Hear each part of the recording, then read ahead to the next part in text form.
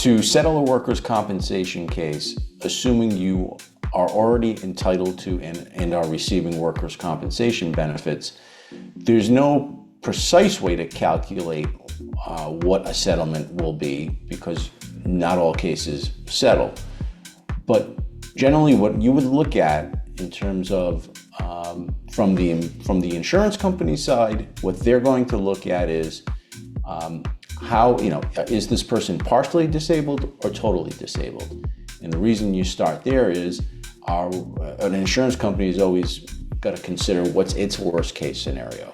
And in the case of a partially disabled injured worker who's out on workers' comp, which is the majority, the most they would be entitled to collect money for, that weekly check, is 6 years. So the insurance company and really your lawyer are both going to do the math and say, okay, if this person stays out on workers' comp for 6 years at their full rate, what's that number? And when you look at that number, that obviously is usually the ceiling.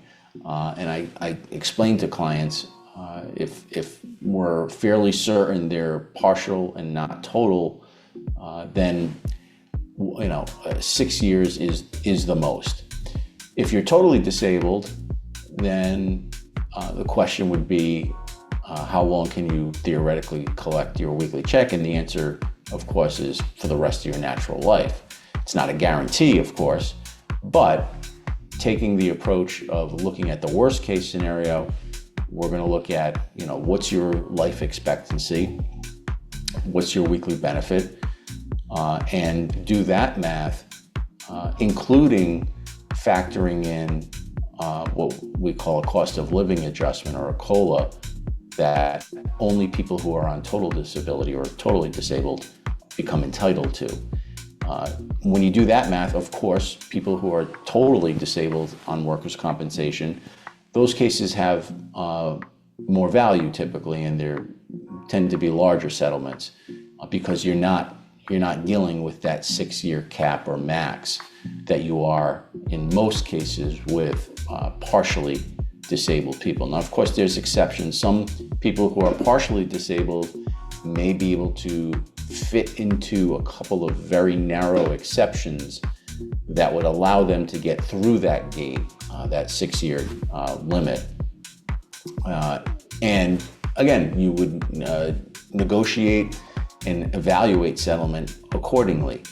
So that's essentially how we try and evaluate settlements, and we go through that sort of math and exercise when we speak to our clients, or when the insurance company looks at its worst case scenario, and then the negotiations begin.